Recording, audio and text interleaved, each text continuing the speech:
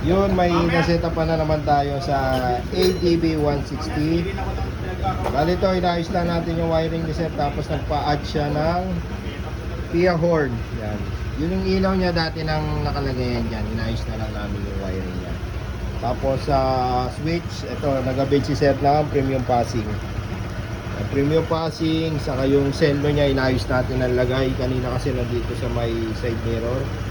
Yan, ilagyan natin siya ng premium passing. Tapos ilagyan din natin siya ng dual horn setup. Bali ang ginawa natin dito, pagka stock walang rapid, ito request ni boss. Pagka naka malakas, may rapid yan. Tapos sa wiring naman, makikita nyo yung wiring natin, black and red na braided. Yan. Lahat ng wiring natin ngayon puro may mga balot na ganito.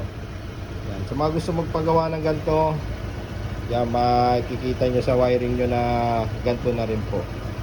Tapos sa mga switch, syempre matic na yan, dito tayo naglalagay.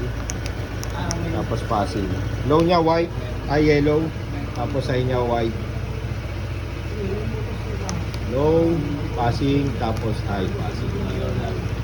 Sa mga gusto magpagawa, pwedeng walk-in, pwedeng home service. Lahat ng wiring natin nakahinang yan, saka naka-shrinkable tube. Tapos naka-braided na black and red. Makita nyo, ang ganda tingnan.